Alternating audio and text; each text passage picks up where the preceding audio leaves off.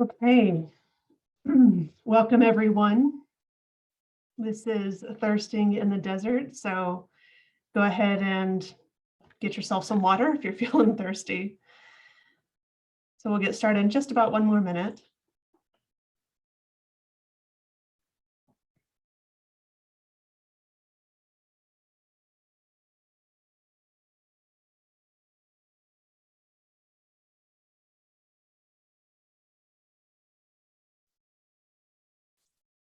Right. Okay, so there is a lot going on for many of us, and this session will hopefully give us a little bit of time to refresh and recenter. So I'll start with this. This is a photo I took out at a monastery just outside of town here in Albuquerque. I live in Albuquerque, and I'll definitely talk more about that in just a minute. The thing about tears is that they can be as quiet as a cloud floating across the desert sky.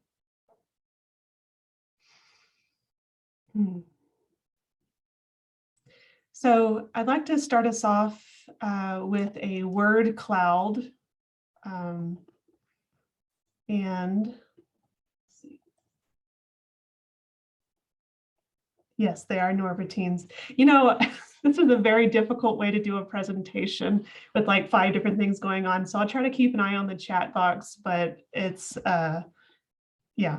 So, and at the end, hopefully we'll have some time for Q&A as well. But let's start with a word cloud here. So if you want to click on this link in the chat box, when you think of desert,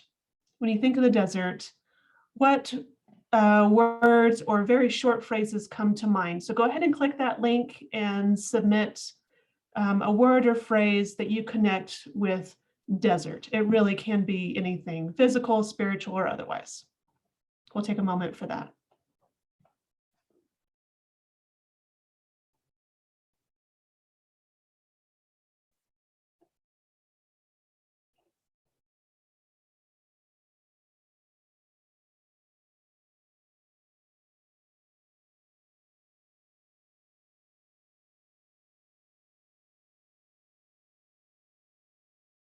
Okay.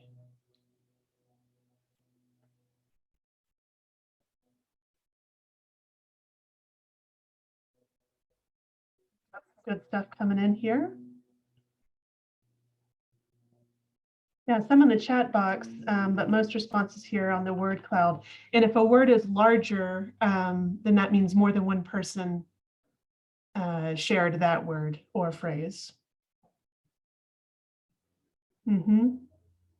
Solitude, lonely, quiet, dry, hot, cactus, beauty, severe. Oh, they keep moving. Yeah. Tranquility, bare, unknown. Good.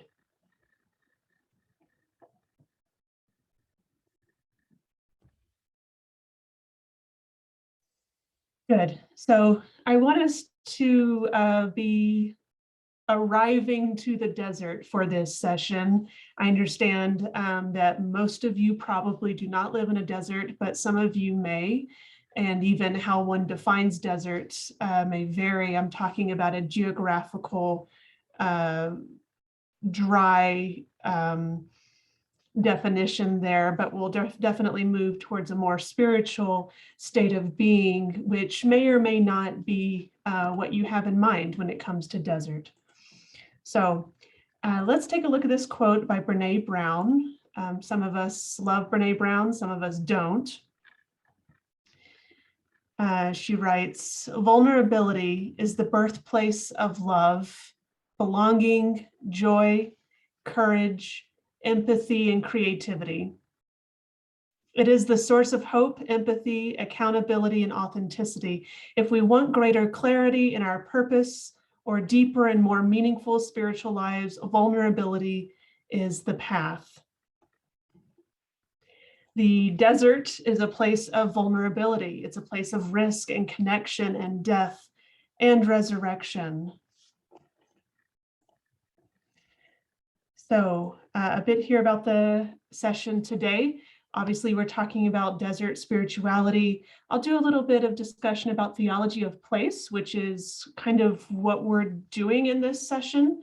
We'll have a few moments for a meditation, again, continuing to get here for you to join me here in the desert, at least in our spirits. I'll share a little bit about my story. I have not always lived here in the desert, and my story of coming here and finding refreshment in the desert.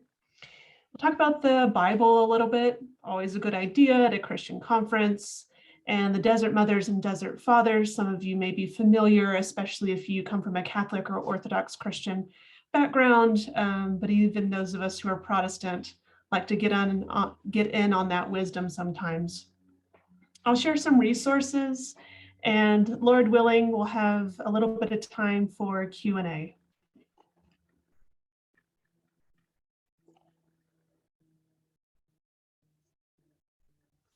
Okay, so theology of place. Again, this is some of the awkwardness of doing this conference online. I think obviously my intention for leading this session was that we would all be together in a ballroom at the convention center or whatever. We would all be staying hydrated. This is the high desert, but that's not how we're doing things now. But I still want to talk about theology of place in a very literal sense. And then again, we'll move more to the more spiritual, metaphysical sense. So theology of place, basically our physical location impacts our experience of God. The way I experience God in my social location, certainly, but also in our physical location, impacts our experience and understanding of God. In some ways, theology of place can be an antidote to colonialism and conformity. That is exporting American Christianity to various African countries, for example, Europeans going into Asia, all of that sort of colonial. What if we made a commitment to be anti-colonial? It is possible theology of place could move us, especially those of us who are white and Western Christians. So context matters. I think God is in every context, and we don't need to take God with us. We need to find God in every place that we are. So theology of place respects cultural, linguistic, and other important differences. And for me, as someone who has a more kind of earthy, groovy spirituality, for me, it connects me to the earth, literally the earth under my feet in the place that I am in this moment, and also connects us to our closest neighbors, human and non-human. So as a pastor, as a person of faith, I choose to receive the commandment to love our neighbor as not only our human neighbors, but beyond that. And theology of place can really bring that together. What it means to love my neighbor that is water is different in the desert than it is, on a lake or a coastal city, for example. Our relationship with the moon or the sky, even oxygen, can be different depending on what altitude we're at, latitude, longitude, that sort of thing. So theology of place is a potentially broader way to love our neighbors, including non-human neighbors. Theology of place, one way to think of this is the parish model of church. So some of us are houses of worship, are in a parish, or if you live in Louisiana in the United States, the counties are called parishes. And so it's this way of bringing the big old world down into a more localized fashion. So how we do things here in the American Southwest desert has some commonalities with other deserts. Some of you, I think I'm seeing in the chat box, live in other deserts. But there are some parts of desert life in New Mexico, in Albuquerque, that are particular to this place. So obviously, we're not all here in Albuquerque together, but that doesn't mean we can't move to the desert in a kind of mystical sense. So this is a painting by Georgia O'Keeffe. And when I was in seminary, a group of us did a trip to Christ in the Desert Monastery in northern New Mexico. And when we were driving in the van, I thought, this scenery looks so familiar. And then I realized it was because I was familiar with Georgia O'Keeffe's work. So she's kind of a big deal around here. And I particularly appreciate this piece, the Black Mesa landscape. So Georgia O'Keeffe was a 20th century American artist and a queer woman, which I find exciting. So let's take a few moments, if you're able. Hopefully you're in a quiet space, or you can at least quiet yourself internally. Let's take a few moments to practice Visio Divina. So you may have heard of Lectio or Lectio Divina, that is divine reading, and Visio Divina is divine looking, divine seeing. So if you are an artist or an art scholar, you may be analyzing this. We're looking for something, not just information, but we're looking for something, looking for meaning, not just data, if that makes sense. In Lectio Divina, we read scripture, but it's more about scripture reading us. So in this practice of Visio Divina, it's not just us seeing this visual, it is this art seeing us. So take a few moments to look. Be open to God's creative spirit.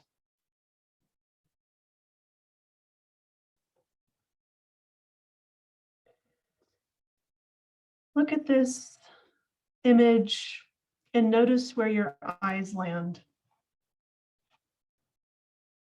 Keep your attention there.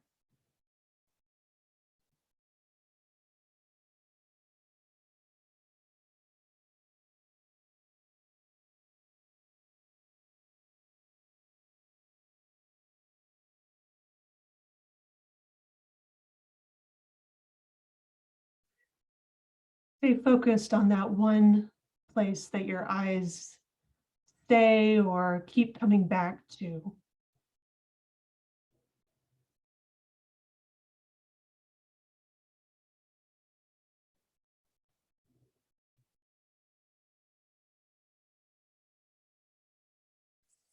Take a deep breath.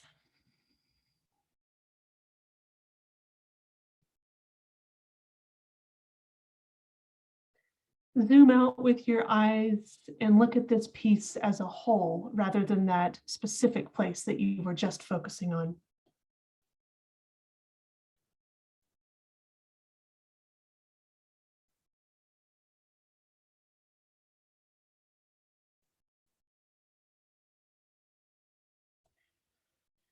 Take a breath.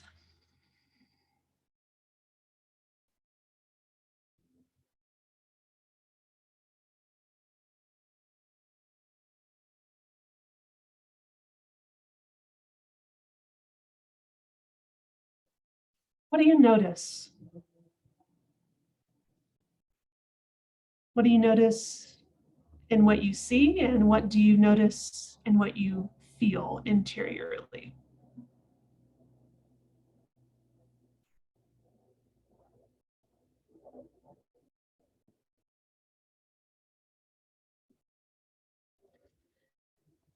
How does this art, this visual, this image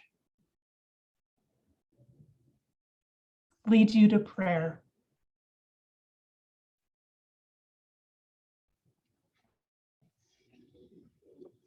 You're definitely welcome to respond to any of these prompts in the chat box, but we'll just sit for another minute as we continue arriving to the desert.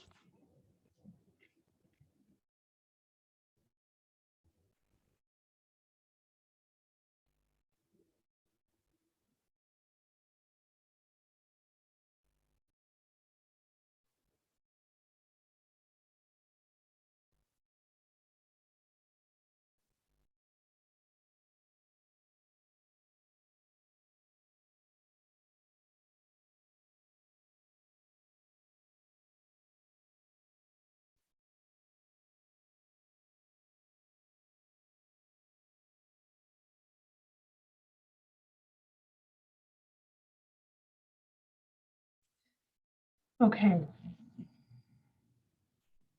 Thank you for joining me in the desert, even if it's a different route than probably most of us had hoped for.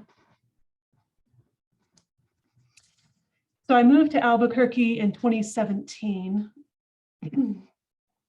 Seminary 2010 to 2014 was very hard as I came out to myself in the second year, then had to go through 2.5 more years of being closeted, or I would have been kicked out of the seminary. I did the best I could at the time.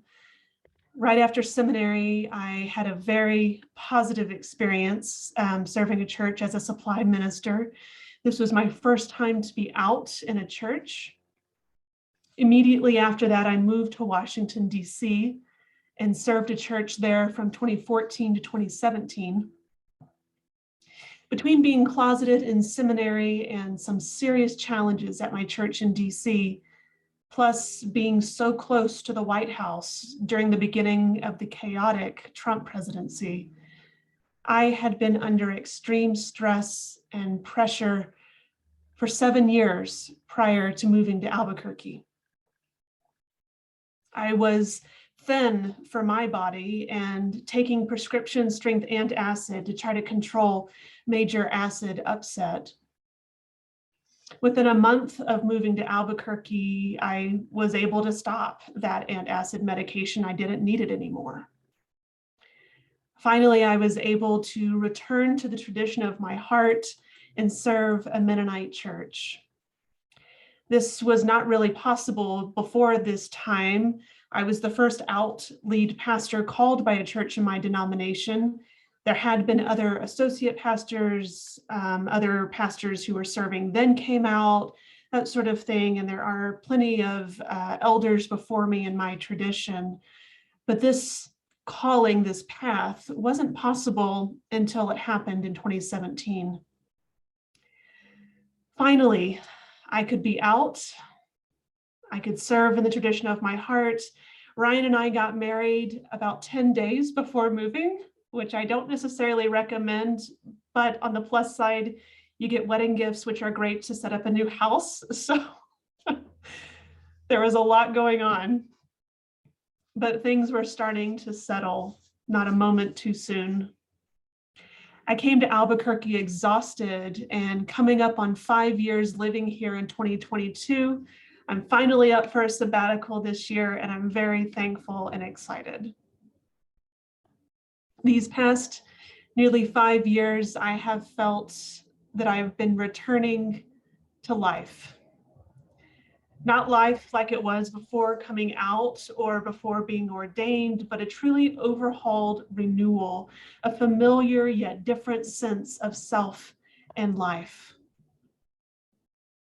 Before coming to Albuquerque, I was in such a long-term survival mode that my amygdala was fried and I was nowhere near my best.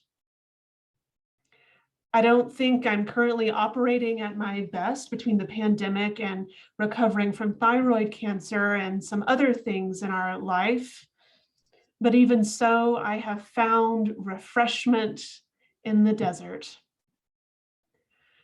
Our image of desert being dry and sandy and harsh fits, but I have also found freedom in this place that I think I could only find in this place.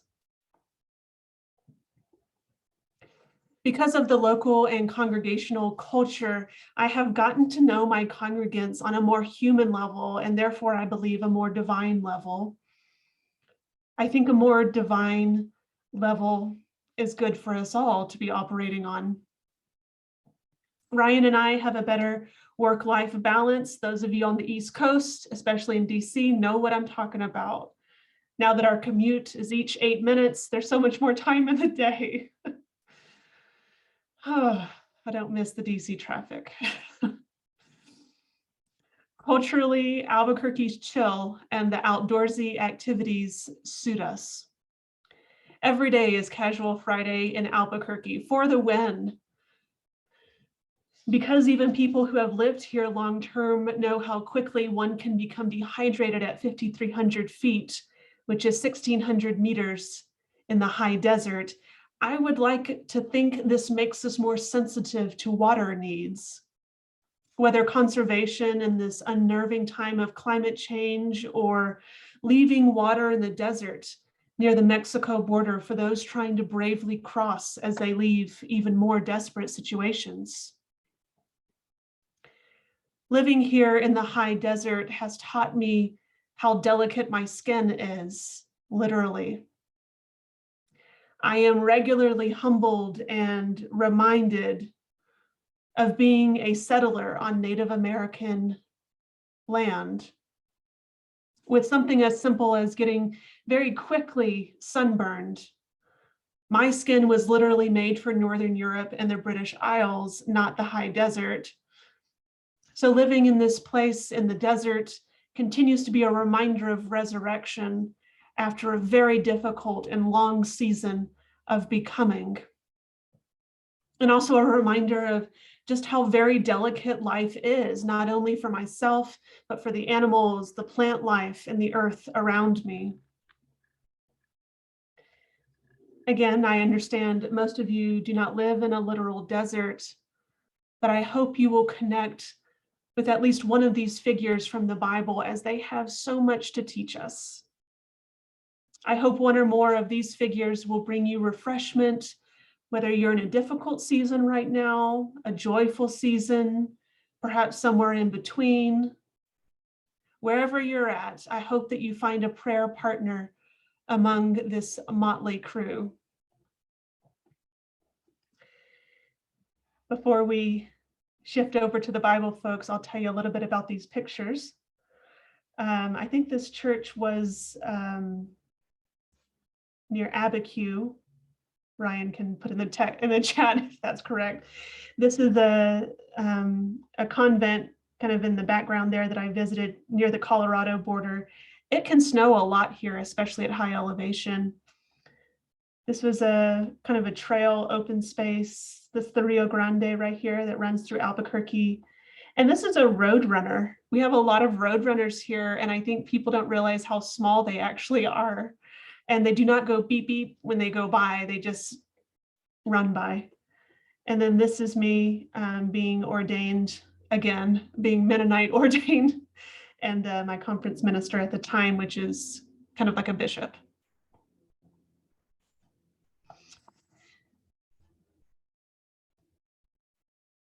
Okay, so among our friends, I hope that you find someone inspiring.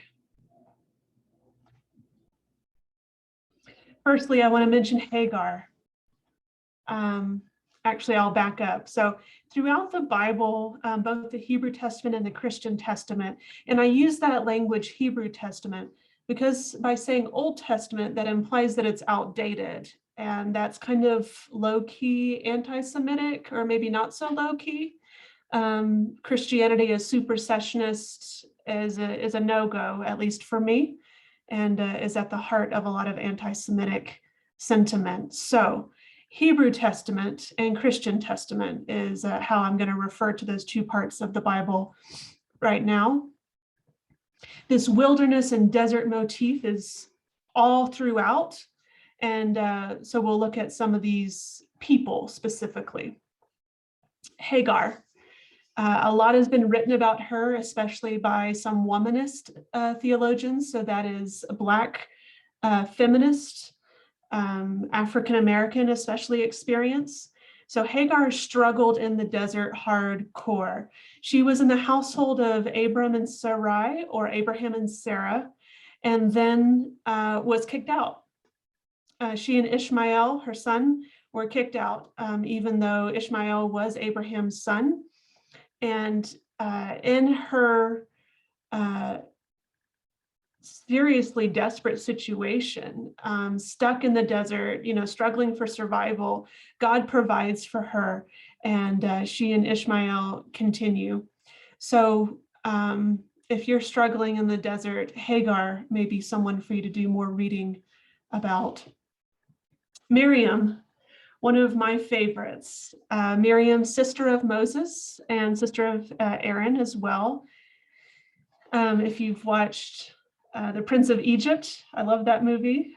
She features in that. Specifically, after the Hebrews are liberated from Egypt, from their bondage, and they're crossing the Red Sea that splits. This passage in Exodus 15 that's on the slide here, it calls it the Song of Moses, but there's some question of if it was Moses or Miriam singing this.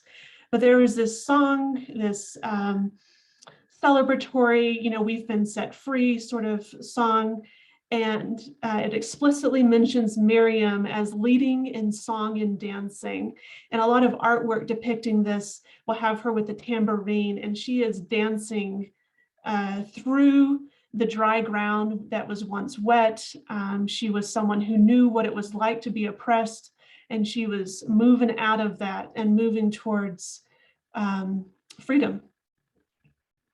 Elijah, and that is our artwork depicted here. Elijah, well, in this image, this is the ravens feeding him in the desert. So, in the Exodus story, we have God providing food for the people, manna, quail, right? In the story of Elijah, the ravens bring him food in 1 Kings 17. My favorite, however, is the account of Elijah in chapter 19. So right after the showdown, Elijah and Baal, and he sets out his offering and pours all this water on, and it still catches on fire. And some of you who grew up in Sunday school may know this story. Jezebel, the monarch, is not really thrilled that her God has been publicly insulted, because Elijah's like, my God's the true God. And anyway, he's on the run, and he is so done. I've preached on this passage before, and it's just one of my favorite stories. Elijah he's running for his life. He's under a lot of stress. He's anxious. And at night, he just says, God, I'm not any better than my ancestors. Just let me die. I can't do this. I'm not strong enough. I'm exhausted. Some of us know this feeling. And God, I think in a maternal sense, provides Elijah with food. Elijah rests. So it's very maternal. Here, have a snack and take a nap, That's probably good wisdom anytime you're stressed. And then he's able to continue his journey and to continue his ministry and really important work. So Elijah is provided for in the desert. He is provided for in the dark night of his soul, if you're familiar with that kind of image from St. John of the Cross. Ezekiel, one of my other favorite passages, hope in the desert. So Ezekiel's vision of the valley of dry bones. The book of Ezekiel actually has more than one account of this vision, but I just put Ezekiel 37 here. So he has this vision. There's just these, like a boneyard, and then he has this vision of them coming back to life in the sinews. So what was disconnected becoming reconnected. And there's just so much rich imagery there. And maybe you can do a little bit more reading on Ezekiel. And he just has this vision, I think, of hope, of new life, of resurrection in the desert. It's just really beautiful.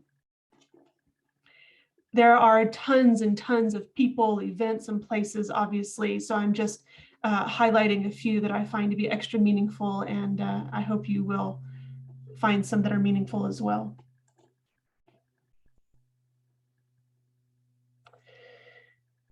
All right.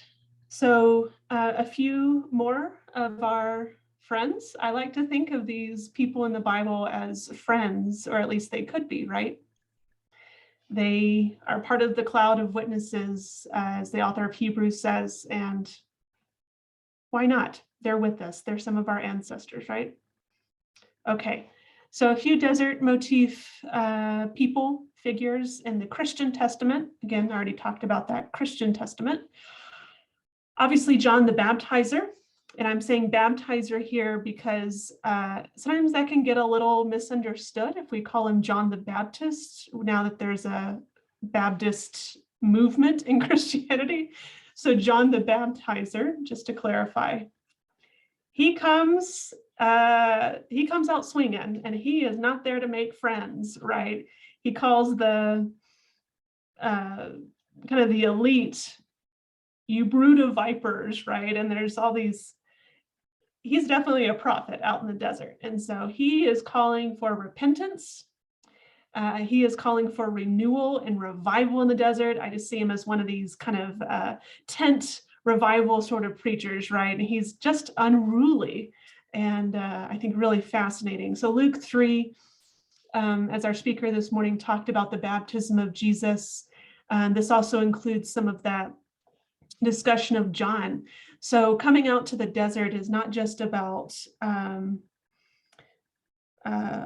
restoration and kind of feeling better within ourselves, which, you know, comfort and healing, and that's all wonderful and lovely. There's a time and a season for everything, and sometimes the time is right for a little fire, a little revival, a little heat, and John the Baptizer definitely brings that. So that's always an option in the desert as well. Jesus. Obviously, we have to talk about Jesus. And I highlight this particular passage and story of Jesus, though obviously, like the entire Gospels are basically him, you know, caravanning around the desert. This particular passage is Jesus with the temptations, right? So Luke gives a more detailed account, but it's worth noting that in Matthew, when Jesus, it's just a couple of brief verses there, when Jesus has those temptations in the desert, it's in chapter 4. And then immediately after, or, you know, kind of right after, he starts the Sermon on the Mount, and it's the Beatitudes. Blessed are the blank, for theirs will be, you know, blessed are the peacemakers, blessed are the poor in spirit, all that. In this passage in Luke, it's a more detailed account where he's, you know, tempted to turn these stones into bread, or jump from up here and, you know, I will catch you, bow down to me. You know, this is the devil, Satan, talking to Jesus. And so he works through that. He gets clarity and focus in the desert. And then, at least in the Matthew account, he moves pretty quickly into, okay, now let's do this Sermon on the Mount. Here I am teaching. I have become centered and focused in the desert. And now is my time for more teaching and public ministry. Okay, last but definitely not least, the woman at the well, right? So those of you who are Orthodox or maybe Catholic may know her as Photine.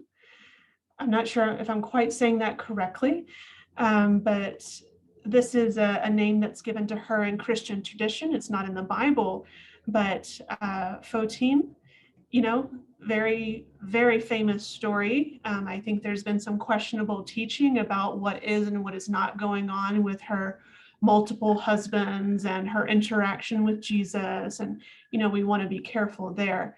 But I think any way you slice it, I would think most people would agree, looking at this passage in John 4, that when Jesus encounters her, he says, "I am thirsty, woman, give me something to drink." And I don't think that's quite as sassy or, woman, give me something to drink. Like, I don't think it's like that, right? That's just how some of us hear that. But I think Jesus is being very human in this moment. And Fotine, the woman at the well, is also being very human in that moment. And when they meet together in their humanity, he's thirsty, she has something to offer. He sees her and responds with dignity. He receives her not just as someone who can give him what he needs, but he sees her as a person, and I think that comes out in the dialogue. So inclusion in the desert is where I'm going with that. Talking about the desert makes me thirsty. So there was a sizable group of people, the desert fathers and the desert mothers. So we'll pop over to them. And one of the reasons, one of their motivations for going to the desert in the 4th century, these were Christians in the 4th century, was, I think, a little queer. And we'll get to that in a minute. So the desert fathers and desert mothers, I'm going to say desert parents. We don't need to be super binary about that, but they are most often referred to as the desert fathers. And then if you're feeling feminist, you can include the desert mothers, even though some scholars think there were more desert mothers than fathers, but patriarchy and whatever. So anyway, 4th century of the Common Era in Egypt and the Holy Land, all these various deserts. So within the Roman Empire at this time, Constantine makes Christianity legal. Great, less martyrdom. Hey, that kind of things you're looking up. But with that came some corruption, some church and state issues. Honestly, this feels a little familiar to me in an American context, but I'm not going to chase that rabbit. I'm just saying things that happened in the past are often very relatable to us in the present. So there was the movement, these individuals and maybe even groups leaving Alexandria and other cities. They went out into the desert. They became hermits, sometimes forming monastic groups. And it's through the silence and scarcity in the desert, they were deepening their spiritual connection. They basically said, I'm not about this version of Christianity. I need to leave this place, this context, this institution to find true meaning and spiritual connection. So the Desert Fathers were called Abba, no relation to the Swedish band. Abba, father, and Amma, mother. And Mary Earle says, these titles imply wise guidance and care of souls. They may or may not have been recognized clergy in that institution. Some of them were clergy and left, or, there's lots of these different people in different situations. But I think this movement, the Desert Parents, is inherently queer.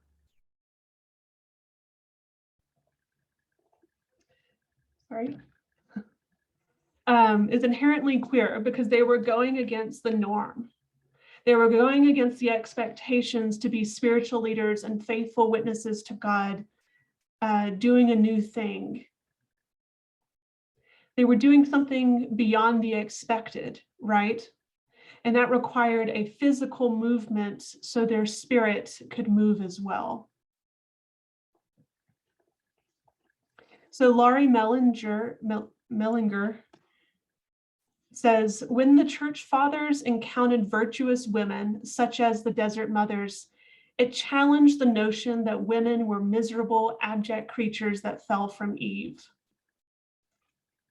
So as a woman and as a pastor, I really like that quote.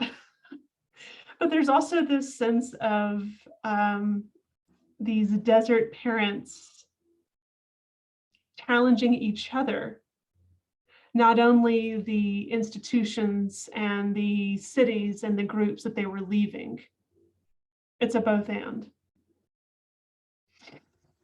So one more lesson from our desert parents that I want to make sure to highlight, because it speaks to me in this season, in this very long pandemic, and I think it may speak to some of you as well. Acedia, that's that word down here, acedia. So there's some really great quotes and stories from the desert fathers and desert mothers, and you should totally do more reading on that if you're connecting with some of this. Acedia is described as the temptation to give up during the hottest part of the day when the sun is highest. So you can imagine, some of us don't have to imagine very hard if we live in the desert. Let's say July, at least in the Northern Hemisphere, about 1 o'clock, and the sun is just like frying your body. It's so hot. There's reason why there's some traditions of having a siesta or an afternoon rest where everyone just goes inside, right? But think of this in a physical sense. You're hot, it's dry, the sun is just beating down on you.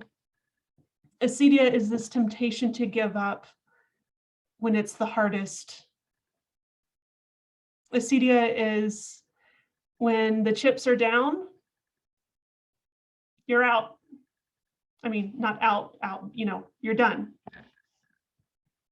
Abba Evagrius was one of the desert fathers, and he calls acedia the noonday demon.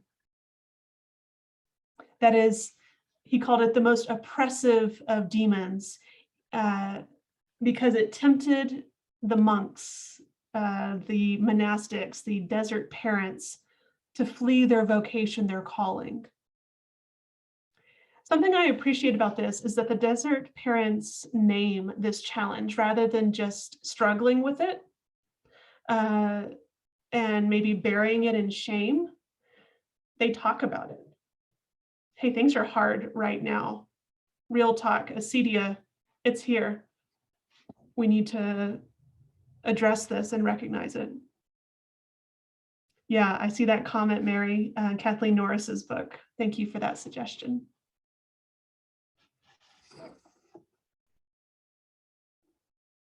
So, whether in Hebrew Testament or Hebrew Bible stories, Christian Testament accounts, the desert parents, and even today, the desert is a place of meeting with God if we choose to receive it that way. Whatever you're going through, whatever you've survived, whatever you expect to deal with in the future, God is with you in that wilderness and will bring you through, just like they brought our spiritual ancestors through. A way is being made in the church, and the waters of justice and affirmation will flow amongst all who heed the Spirit's call. May this new thing, this new creation, make known the liberating love of God. I want to share some resources here, and there's kind of a lot right here, and this includes some sources that I consulted for today's presentation, and I'll plan to post a link to the slides, let's see, in the Whova app where this session is. There's like a chat or a Q&A something. I'll put the link there. I could also get with the 21st century and just put it in the Zoom chat. I'll do that as well. So you can take a look at these resources. I will say these authors are overwhelmingly white. I'm not proud of that, but I do acknowledge that. And if you have resources, especially on desert spirituality, that are from sources other than kind of European American white sources, that would be so helpful to me if you could put that in the chat box. So thank you for that.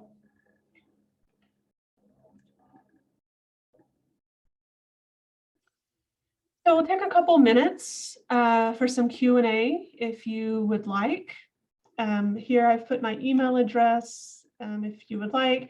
I'm kind of have fits of productivity when I respond quickly with email, and other times not so much. I'm on Twitter. You're welcome to follow me there. So I'll open up the floor for some Q&A. You can also just share an observation, and I so wish we could just talk, but it looks like chat and the Q&A function is our best bet here. So if you want to put something there, we'll take a few minutes for that, and then I have a kind of a closing little centering exercise for us, and then we'll be on our way to the other great sessions.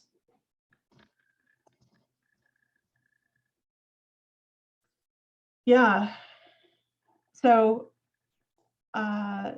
there's a lot in the chat box and I'm trying to catch up. I guess yeah. So Joel, desert mothers and fathers were inherently queer. I love that and would love to hear more about that. Well, so one thought that I have on the queerness is,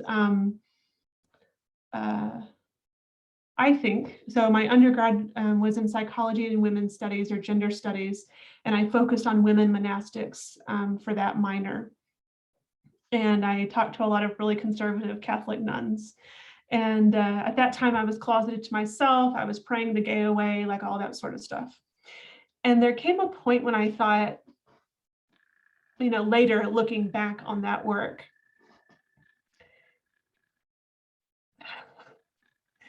monastic life is queer. It just kind of inherently is, because historically, especially for monastic women, the choices were to be married off, and that's not always, you know, someone that you would want to marry, or obviously if you don't want to marry a man, then there were limited options, at least in, you know, I'm thinking more of a European context, which is what I'm more familiar with. So to leave that system and that social expectation, even if the individual herself was not queer, just that action was the action was queer, if that makes sense. So I'm thinking of some of that historical, like alternative lifestyle option for women, women of faith, Christian women who said, no thanks, I'm gonna go kick it with a bunch of women and make a household. Like, that's pretty gay. You're right.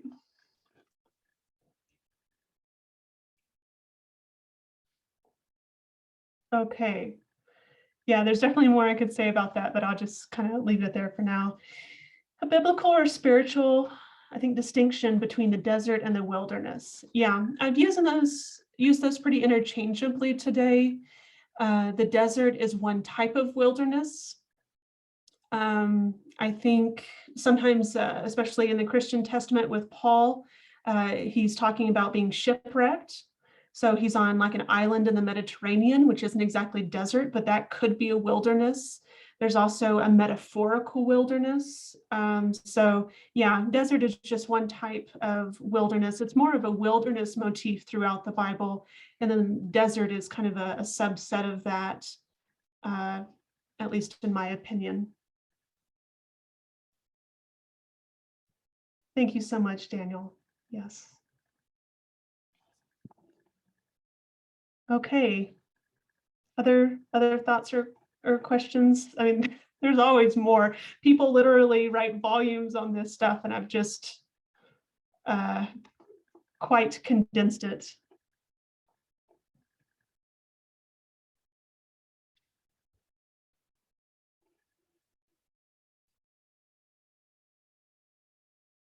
Oh, the actual, I'm such an old lady. It's like, what is that their contraption, the actual Q&A? So sorry, I was just looking at the chat box. Desert mothers and fathers remind me of the alchemists from the Middle Ages who were also queer. Do you know of any connections there? I'll be honest with you, I'm not super familiar with that. In the ongoing resources, oops, in the previous page, there is an article, the one by Mellinger, Laurie Mellinger, Why Can't a Woman Be More Like a Man? That article, if you can access it, I think she talks about, well, her and also, it's more of a blog by Matthew Fox, The Desert Fathers and Hildegard, may talk about some of your question there of, you know, queer people have always been. So we've always been in monastic communities. We've always been in the desert. We've always been, you know, everywhere. But I don't have like a real explicit connection in this moment. So, but I would look at some of those other resources, maybe especially the Matthew Fox link there. How much do the desert fathers and mothers interact?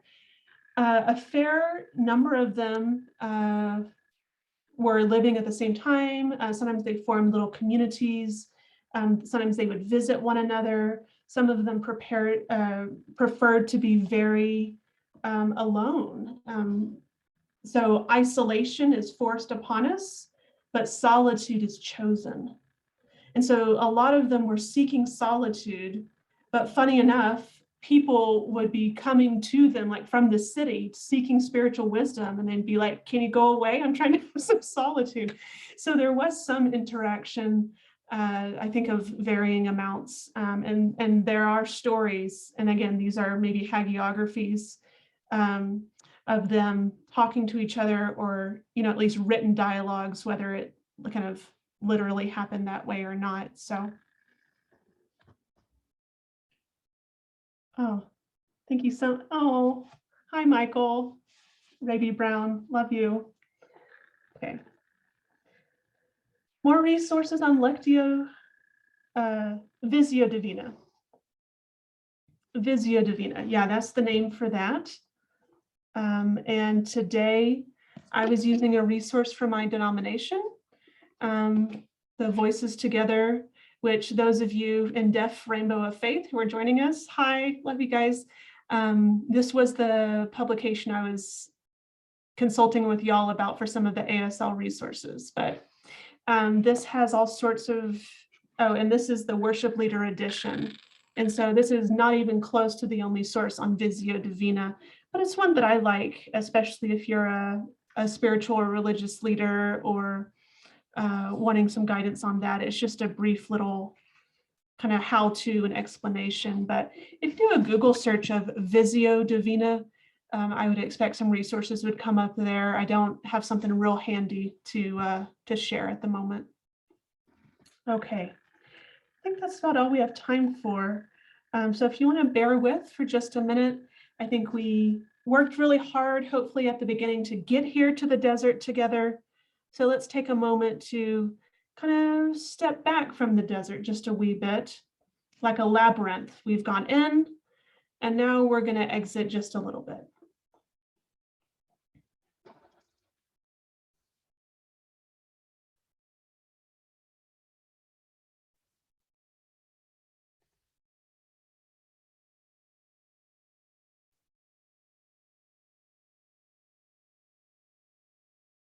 Or I forget, and or folks move on.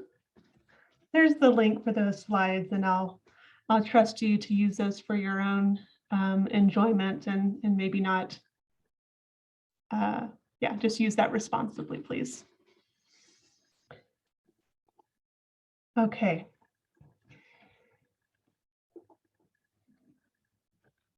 So we started with this quote from Brené Brown about vulnerability. What if we swap out vulnerability with desert? In our session today, we've gone through a path, a timeline kind of. We have visited with friends, we've seen our ancestors, we have hopefully felt some connection to God, who is present in the desert and the ocean and the city and the farm and everywhere in between. Wherever we are, there is also God, right? But specifically in this discussion of desert, see if this sits with you maybe a little differently than the first time I read this at the beginning. Desert is the birthplace of love, belonging, joy, courage, empathy, and creativity. It is the source of hope, empathy, accountability, and authenticity. If we want greater clarity in our purpose or deeper and more meaningful spiritual lives, desert is the path. Wherever your path is leading, I hope it is a path of peace, a path of love, and a path of kindness for you and all of creation around you. Thank you so much, and please reach out with my contact information there, or obviously through the Whova app. Thank you again for coming today.